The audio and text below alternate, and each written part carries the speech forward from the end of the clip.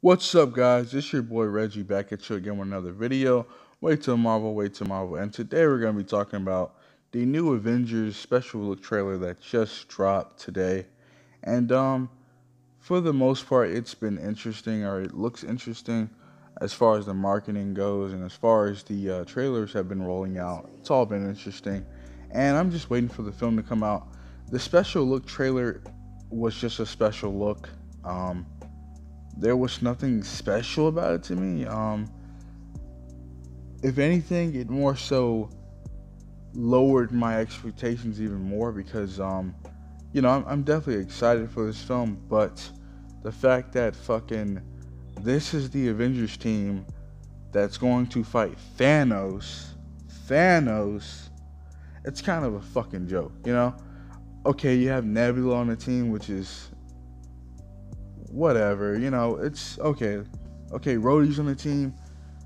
Man, we've seen Thanos fight these characters in Infinity War. And yes, he had a gauntlet in his hand. He doesn't have the gauntlet anymore. It's fried, which is really stupid.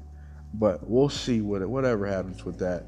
But it just looks a little dumb. It's like, I just don't agree with, like I said before, I enjoyed Captain Marvel. I liked it. I didn't love it.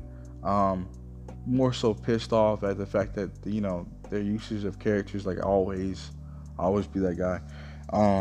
With the scrolls, Captain Marvel being a female, and I don't really care that she's a female. It's just, or he's a female, but to kill the character off like that was really pathetic and is a utter joke. And this film is it just hurts to see Captain Marvel just, oh, let's go make Captain Marvel. They announced this character years ago. I understand. We finally get it. Bam, right in the middle, right in the fucking middle, right? We're gonna put that film right in the middle. And it's just like, it just it's aggravating because it's like Captain Marvel just shows up, man, like, and just has her movie, and now she's already in Infinity War. And it's like, it just feels really odd, and it like feels like shit. It feels like absolute shit. It's like, you know, I wouldn't be mad. I would not be mad at all. And this might say a lot, but I just would not be mad or aggravated if it were a character that deserved the spotlight. If it was a character that fans actually enjoyed, if it was a character that people actually read, if it was a character that was actually in the actual events from that era, from that timeline. Like, I don't want to say Captain Marvel. Captain Marvel is a character that is very recent. They gave her that title in 2013, I think, right? She should not be in this film, and it kind of hurts to see her in this film because it's like, wow, you guys did fucking Captain Marvel and you could have done Adam Warlock. You gave us a stupid cocoon scene. You gave us a stupid fucking another cocoon scene in the post credits of Guardians 2. That's piece of shit by James Gunn. And then now, we get Captain Marvel's film, and it's like, that could have been Adam Warlock, that could have been Nova. It could have been characters that needed it. Hell, it could have been Captain Marvel, somebody that's actually tied to Thanos, somebody that Thanos, like, they have a history.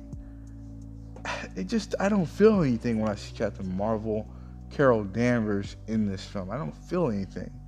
Yeah, I know she can go binary. Yeah, I know she's powerful, but there are other characters that are just as powerful, if not more powerful, And it doesn't even matter how powerful you are because not Thanos, but the MCU will doctrinate and say and tell people and show audiences around the world what kind of power level you have.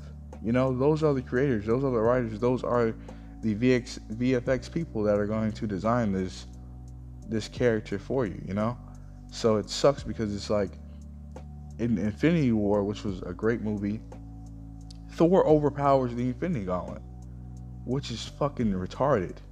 That doesn't make any sense at all. I hate that scene, but I'm not gonna cry about that. But anyway, so that just that's just all the more it just ruins it for me. It's just like to see Captain Marvel on there, and then I think Josh Brolin is just he's really playing the character, but he needs a little bit more to do, and hopefully we see like as far as this film goes, we really have to see the actual deities or deities of the universe. We need to see Living Tribunal. We need to see One Above All. We need to see the other Celestials. I don't know all their names. They all have pretty wicked, dope ass names, like the Searcher. We need to see Eternity. We need to see Death, Lady Death. We need to see Entropy. We need to see Infinity. We need to see Oblivion. We need to see all these characters. Chronos. We need to get some history about Thanos. This is another thing I don't like is that Thanos is not a villain in this universe. He is a fucking hero. But, of course, the way that Marvel designs or the MCU designs their villains, they're all heroes in some aspect, but they're villains because they don't know exactly what they're doing or what the extent of the problem that they seem or think that they're solving, causes for everyone else. And I think that see that's a problem because it's like I see Thanos and I see the shell of Thanos when I watch him. When I see him, I don't see Thanos because it's like, yeah, he looks cool. They brought him to life, but his backstory, his reasonings behind what he's doing is so modernized and so family friendly and modern. It's not family friendly, but it's modernized. Like it's family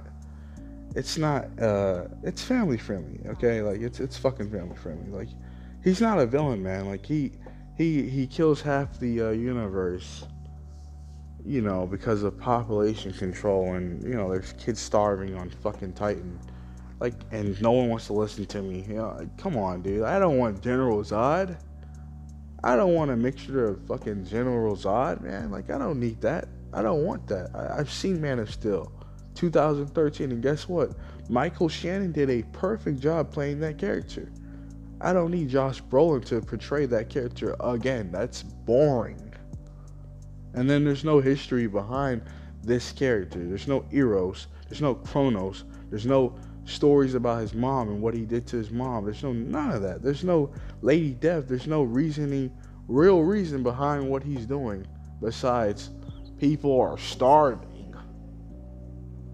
That's not my Thanos. So it's like to see them fight Thanos. I've always been someone that doesn't care about action sequences and sets. I love action. You have to have it, of course, but it doesn't sell a movie for me. Unless it's Transformers, which the earlier films were action based, and I like that action. But of course, Last Night and Age of Extinction and all those crappy shits. After Dark of the Moon, that's the last one I watched really. But the other ones I kind of just sat there and just shut my brain off. But anyways, I think that this film will be great. I mean, I think it'll be great depending on what it does. But of course, what it does is up to the creators, it's up to the producers, it's up to the writers, and everybody that's on that team. And I definitely think whatever they have crafted, they're not going to throw it in the gutter. They're not going to throw 10 years or 11 years of the MCU into the gutter with this film. They're going to rebrand it and they're going to show you what's next. And I think that's what I'm going to this movie for. I'm not going to see Thanos. I'm not going to go see the rest of the Avengers fight Thanos because that's a boring story arc. That's a boring story. That's Infinity War, but the lame version, And who knows? They might throw us another villain. It kind of looked like to me like they were kind of showing that Thanos has some regret for what he's done, and there's another villain out there that is bigger than him, and I kind of feel like there might be a second villain in this film. I hope there wouldn't be because that would just be like a clusterfuck, but it's possible. Anything's possible. We just have to see, guys. We just have to see. I just hope that this